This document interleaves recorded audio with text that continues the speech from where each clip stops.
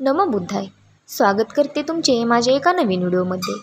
तर आज आपण पाहूया देवदत्त आणि गौतम बुद्ध. देवदत्त हा गौतम बुद्धाचा चुलत भाऊ होता. देवदत्ताची बुद्धावर खूप ईर्ष्या होती. हे कथेच्या स्वरूपात आपण पाहूया. राजगृह नगरीत बुद्धांचे भिक्षू संघ दररोज वाढत होते. लोकांच्या मनात करुणा, शांती आणि सत्याची शिकवण पसरत होती.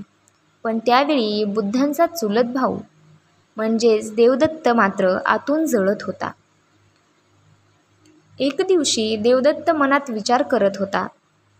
स्वतःशीच तो बोलत होता, बुद्धांना इतका सन्मान मिळतो, इतके लोक त्यांच्यापुढे नतमस्तक होतात, पण मी त्यांच्या इतकाच राजघराण्यात जन्मलो, विद्वान आहे, बलवान आहे, तरी मला कोणी मान देत नाही.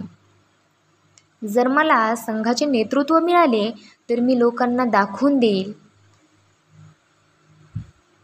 नंतर देवदत्त थेट बुद्धांपाशी गेला. देवदत्त भगवान बुद्धांना म्हणाला, भगवान, आपण आता वृद्ध होत आहात. संघाचे नेतृत्व मला द्या, मी हा भिक्षू संघ चालवेन. बुद्ध शांत स्वरात म्हणाले, देवदत्ता, हा संघ माझा नाही आणि तुझाही नाही. संघ स्वतःच्या नियमावर चालतो. त्याला कोणी वारसा हक्काने नेता होत नाही. जो खरा धम्माचा अनुयायी आहे त्यालाच संघ मानतो. देवदत्ताच्या चेहऱ्यावर अपमानाचे सावट उमटले. देवदत्ताने मनाशीच ठरवले,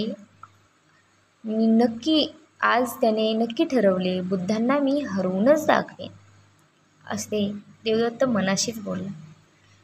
देवदत्त मग मगधराज अजातशत्रूला भेटला. राजकुमार, तुला जर सिंहासन हवे असेल तर वडिलांचा अंत करावे लागेल. मी तुझ्या पाठीशी आहे. अजातशत्रू चकित होऊन म्हणाला, पण लोक बुद्धांचा आदर करतात, त्यांना हरवता येईल का? देवदत्त म्हणाला, तू माझ्यावर विश्वास ठेव, मी बुद्धांचा नाश करीन. देवदत्ताने पहिला प्रयत्न केला बुद्धांना मारण्याचा.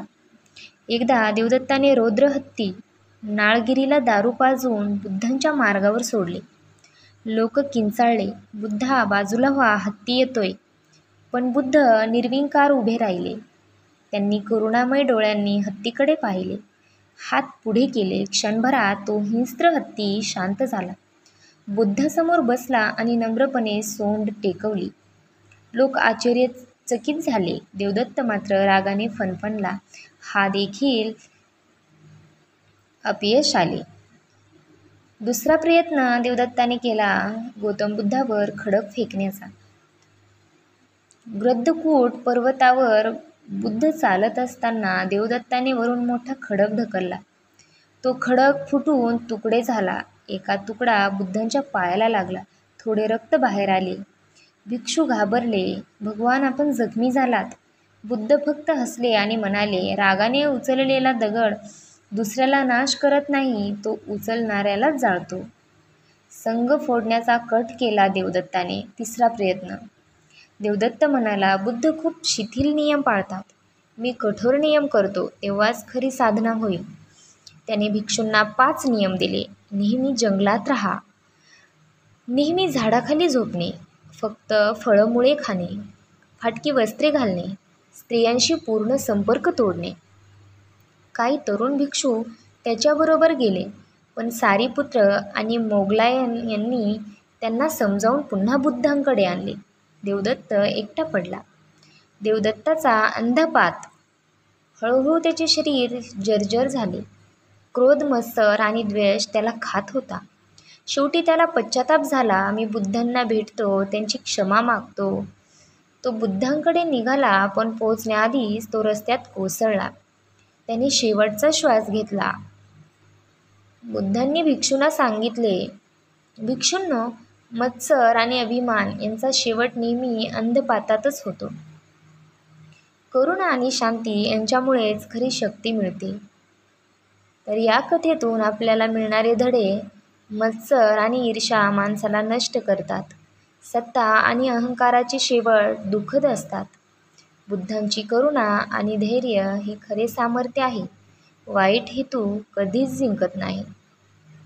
तर आपण पाहिले, देवदत्त हा बुद्धांचा चुलत भाऊ होता, पण बुद्धावर त्याची खूप ईर्ष्या होती. पण शेवटी बुद्धांची करुणा आणि धैर्य हे खरे सामर्थ्य आहे आणि सामर्थ्य राहील. तर व्हिडिओ आवडला तर चॅनलला सबस्क्राईब करा, व्हिडिओला लाईक करा, शेअर करा आणि बौद्ध धर्माचा प्रसार करण्यासाठी तुमचे योगदान राहू द्या. लवकरच भेटूया पुढच्या व्हिडिओमध्ये. नमो बुद्धाय.